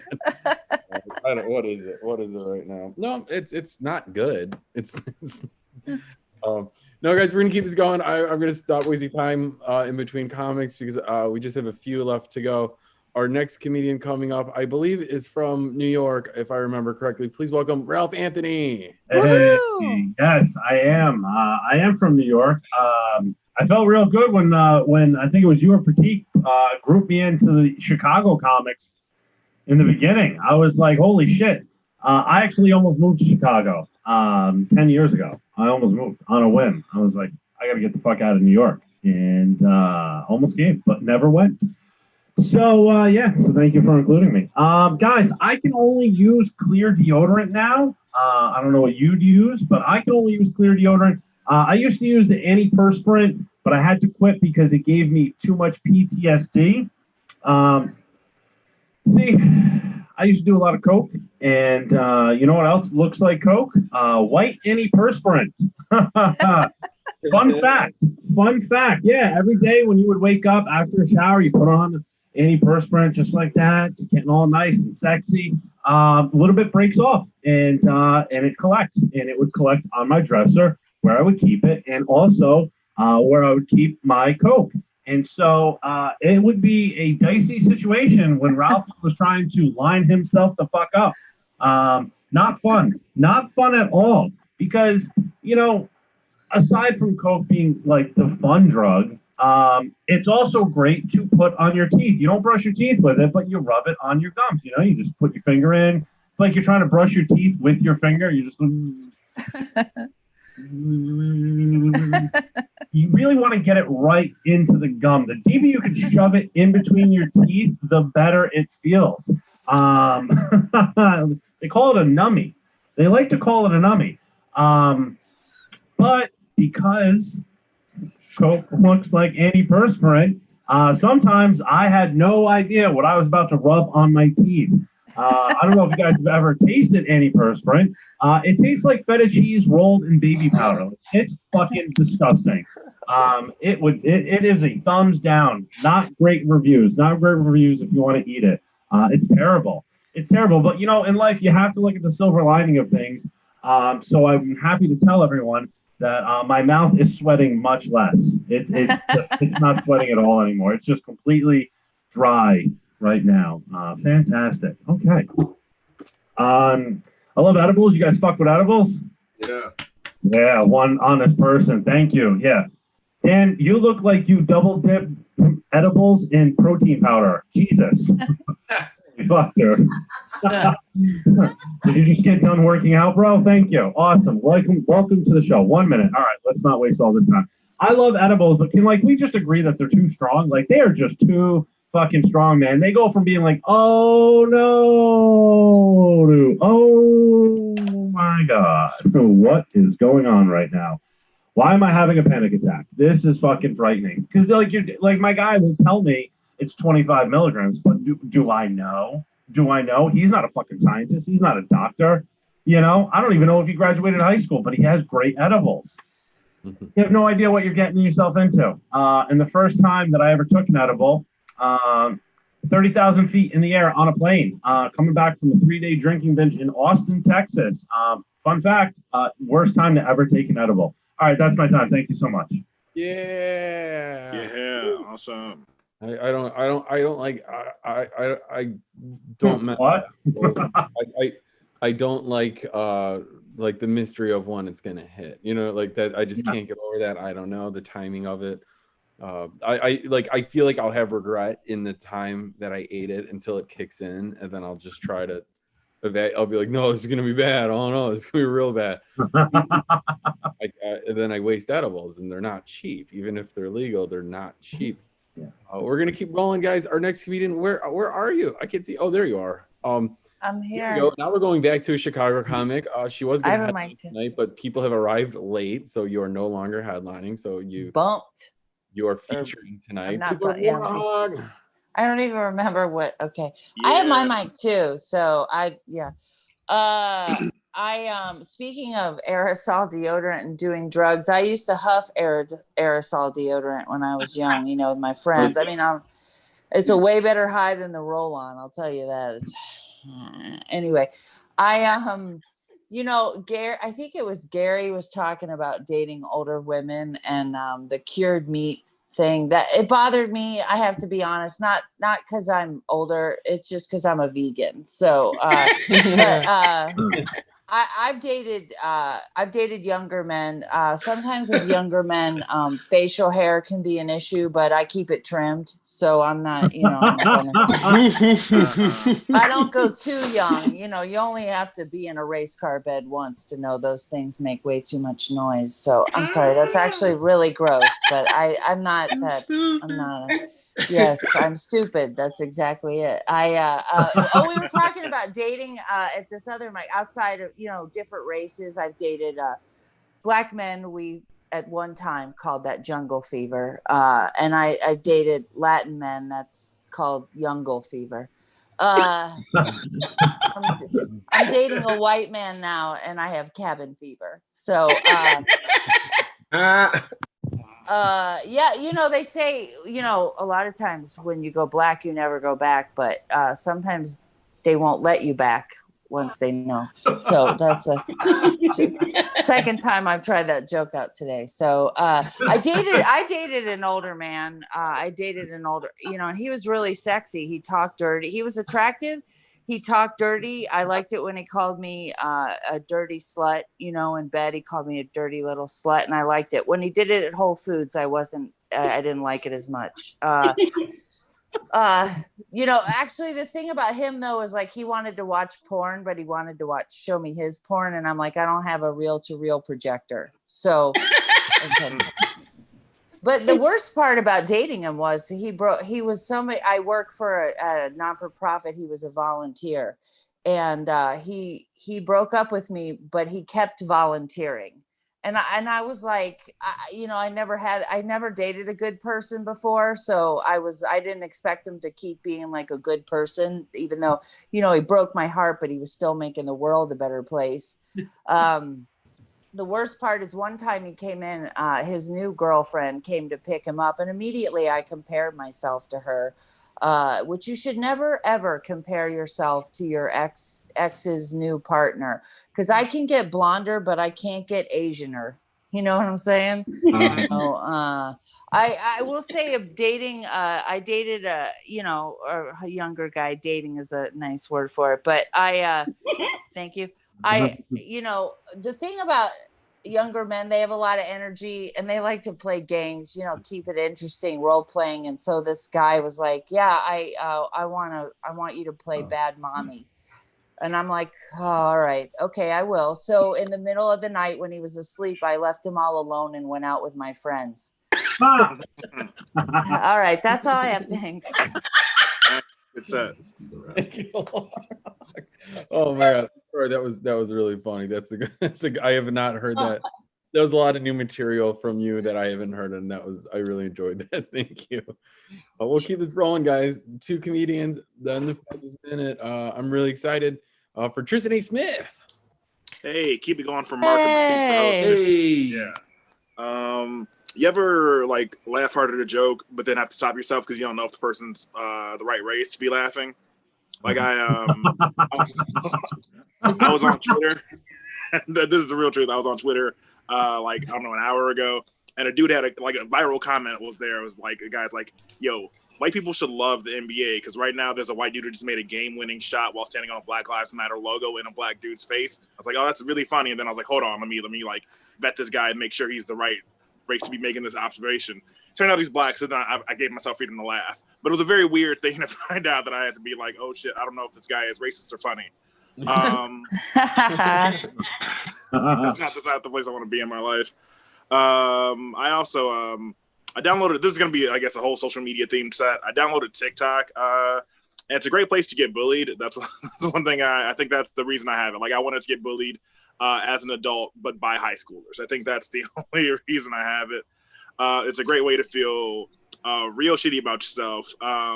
Yeah, these high schoolers don't play, man. They have the same insults. Like it's like that that line in Dazed and Confused. Like I keep getting older, but they stay the same age. Except it's just about my bullies. Like that's the only thing. Alrighty. I was given that tag. If it bombs again, I'm losing up. I'm not. I'm cutting Adam Quazzo out of my life. Somebody tell him right now. All right. What else did I want to talk about? In Chicago, we've had like a lot of protests lately. And the first day of protest, it was this crazy thing where, the protest was happening like near my job. It was downtown Chicago, right in the thick of it. And I saw the protests like over a couple of hours turn into a riot. I saw people start looting businesses, like they're like breaking in like high-end shoe stores and banks and all this other stuff. This was like back in May. And I saw the riot sort of head toward my job. It's a very weird thing to be watching a riot and hope they break into your job so you get more time off work. And unfortunately, they didn't break into my job that day. But this joke now has a different little tag on it, because we had another riot about a week and a half ago, and they did break into my job, and I got 2 weeks off work, baby. That's Black liberation starts with me. I needed freedom from my job before we can get freedom as a community. Okay, that sounds horrendous. I feel like only racist people will like that one tag. Shit, what else did I? Oh yeah, here's the other thing I had. A lot of people talk about defunding the police. I hear that all the time. We got to defund the police. If anything, I think we should refund the police because all the cameras keep breaking. Like I think that might be a joke just for me. It did okay on TikTok. It did worse here. Thank you very much. Give it up for Mark Hornback. Yay! Tristan. Woohoo! Everyone recycling to everybody that was clapping for him. Look at that. No, guys, I did it. I'm eating on camera, guys. I'm doing it. I got chips and salsa. Do it. Yeah. I have to wait for me to get done chewing to introduce our final comment. Professional. Not spicy. They're good though. Seriously, I really shouldn't have done that as a demonstration. You got to keep your strength up. Yeah, I was getting my blood sugar was crashing. Our next comedian, he's crashing you with laughs. Dan Wianco. Woohoo! Yeah. Hey, Mark. Thanks for having me. Hey, my name's Dan, and I just discovered Buzz Balls. Have you guys fucked with these at all? Let me back up. I turned 45 this month, and I don't feel like Buzz Balls are necessarily designed for a 44. Well, now I'm 45 that you pointed out. I don't think they're designed for me. They taste. What I'm trying to say is that I love them. I think they're really good. It tastes like a hangover, but I'm halfway through. Like one taste, and I was like, I'm not gonna drink this because I'm 45, and now I'm like, where'd it go? And I'm gonna. Oh my god. Anyway, I'm starting off just sharing. I haven't done a mic in a while, so I'm happy to see. I'm happy to get on this mic. Let's hear it for your host. I'm gonna do some fluff. Make sure your mics are working. Mark, give it up for him. Hey, I got some things I want to talk about. Sure. Potentially, everybody sucks that you don't know. Like when you're out in the world, it's potentially you could be around a whole bunch of people that you didn't think they sucked, and then all of a sudden they suck. Like, anyway, the world is divided, and I'm coming in with my division. Okay, there's a side I'm going to stand on, and I think a lot of people are gonna be with me. Look, I drive. Okay, I drive around. I respect the road, and if I get cut off or if somebody is tailgating me, every time I look at that person in their car who's making hazards on the road, it is always the same fucking people. It's always the same people. Okay, whether they're driving slow or thinking that it's funny that they don't know how to drive. We're talking about bad drivers, okay? Bad drivers. Look, I'm against them, okay? That's where my line is going to stand, because every time I pull up on somebody that just cut me off, it's always one of those people. So that's my line, and it's all I'm going to commit to for now. Okay, but fuck bad driver. If you don't know how to drive well, if you know you're a bad driver, don't fucking drive. Okay, that's it. I don't want to protest, but I will. I will protest out of my car. I'll wave and I'll just be like, you can do better. You can do better. I know you can do better. Everybody, it's always the same excuse, you know? I'm not a good driver. I'm a bad driver. That's not an excuse. It's a very dangerous excuse, and I'm tired of it. Anyway, I'm going to segue to edibles. And when I drive on edibles, people might raise a fist and be like, I think he's a bad driver. No, he's just a little high. He's okay. Like you have to drive for everybody. We are together on the road is what I'm trying to say. Okay, we're together on the road. Not everybody needs to suck on the road because lives will be lost. And I think it's a cut and dry side, man. So anyway, if you're a bad driver, get better or don't fucking drive. Okay. And I got a turtle, like almond pecan, like peanut butter, like pretzel edible. And that's what's happening right now. So and the buzz balls. And thank you for the birthday wishes. I'm Dan Wianco. I'm gonna send it back to you. Happy Mark. birthday. Yay. Yeah. I don't know what a buzzball is, but I thought you were rolling into some sort of multi-level marketing like promotion. These are fantastic, and I can tell you how to get them. Simple investment. Every time someone drinks one, you get a little cut. No, I like that you hate bad drivers, and don't take this the wrong way, but Maybe it's your hair, maybe it's your build or your age, but you should get a Ford Explorer and then just go over. I'm not a cop, but you're a bad driver. Oh God, guys, it's time for the Fast Minute Comedy. Did you know that? Did you guys Yay! Yeah. know? Go. I should put my Venmo down there when I'm eating to send me more. And then just, I have pieces of chips in the front of my house. Keep it going, guy. Pradeep, you want to do a minute? Do you want to do the first minute, Pradeep? Yeah, You we'll want do the first minute. Hell yeah. Go. I'm just, the list is the same order, whatever. I'm gonna say your name. You get a minute. There's no light or anything. I'm just gonna move the camera action. Mark, you want me to bring somebody or just and then you? Oh, I'm just gonna roll through it. So we're starting off with Pratik. Go. Mark, that's important. I would hate if he chokes. Going go. You know what the good thing about Zoom comedy is? You really do get to perform with all different types of people. Like yesterday, I did a Zoom show with a 16-year-old magician, you guys. 16-year-old magician. But hey, I don't make fun of that. I think it's cool because guess what? When I was 16 years old, I dabbled in magic. Yeah, I did this cool trick. It's called make my parents' love for one another disappear. It was a great trick, you guys. Make their love disappear. They're still together, unlike every other Indian couple I know. They still love each other. They're still together. Thing is, the secret to their marriage, make each other come. That's important, you guys. You gotta man. Awesome. I don't care how dirty that is. It's important that coming is a mutual experience. Got to bring each other together because if you're not making your partner come, you know what that is? That's not sex. That's masturbation with the spotter. That's what that is, you guys. Go.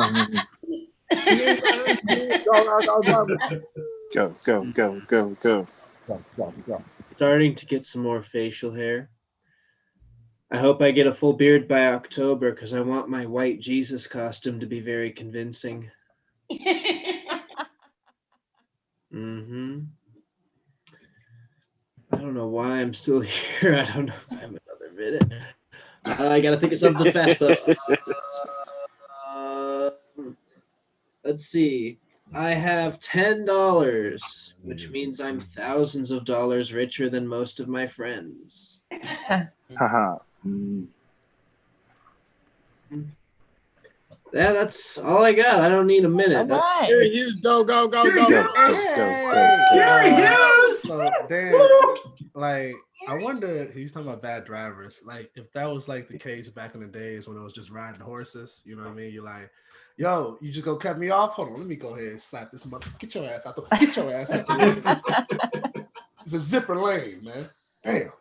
You get your Clydesdale from. Segregation was not all that bad, you know, because some reason now we taught white people how to dance. I think those should have been segregated dance classes, segregated restaurants. You just looking at them like, look at all that bland ass food. I don't want to go to that white's restaurant, boy. It's bland ass food there. White.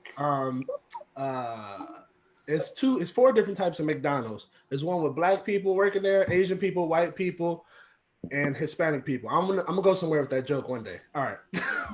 Go. I'm a really good driver, actually. I learned how to drive in New York City. I've never had an accident before. It's been almost 10 years. But my mom is a horrible driver. So that's not even the worst part. The worst part is when she's in the passenger side and she acts like she's part of the driving experience. And every 20 seconds, she's like this. Like a car's coming at her, and sometimes she's so believable. I actually believe her, so I hit the brakes when she does that. Yeah, it's a miracle that she has a daughter like me because she's such an anxious person, and I'm a stunt woman, right? She's the kind of mom that's like, yeah, don't ever go outside because you're gonna get hit by a car and you're gonna die. Like, don't ever go outside by yourself ever. That's her, and it's yeah. I think I'm good for now. Thank you. Okay, Colin. Go. Oh my God, it's me. Oh my God. So like, I've been playing this game at home, this Covet fashion game. It just cracks me up because it's like they have people wearing fancy clothes to like go to the grocery store or whatever. I mean, unlike COVID fashion, which is me not wearing pants and just sitting in my house and eating a lot of ice cream. Yeah, I was talking to a friend the other day, and we were talking about the fact that I used to drink and how sometimes and she was like, well, you're a social drinker. And I was like, she said, you weren't one of those that drank, that, you know, drowned your tears in wine. I was like, no, because that's what ice cream is for. You know, that's just how that is. As you can tell, I've been crying a lot during COVID time. Having a lot of three-ways with Ben and Jerry.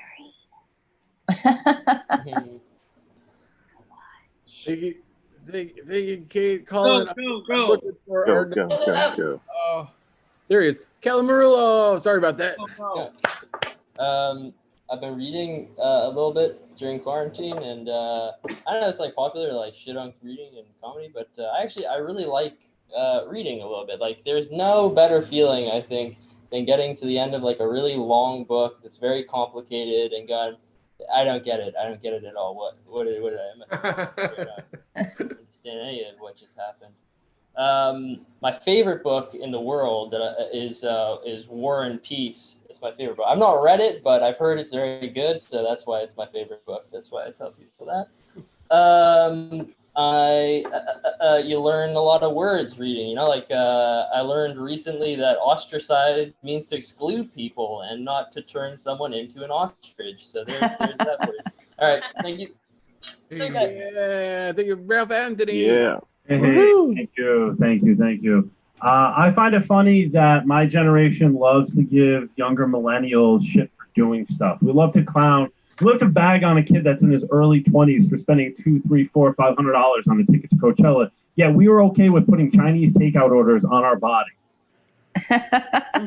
Like, nobody ever thought that. Nobody ever second guessed that. We were just like, okay, cool. Yeah, we're gonna put Chinese letters on our backs and on our arms. Like, yeah, that sounds like a horrible idea. Like, listen, Ralph, it's not strength, power, and bravery on your back. That is lo mein, egg rolls, and chicken with broccoli. Like, that's it. That's it. The worst tattoo idea that I've ever seen was the tramp stamp, the good old bullseye on the lower back. Here's the fun fact. If you put your ear to a girl's tramp stamp, you can hear her daddy issues.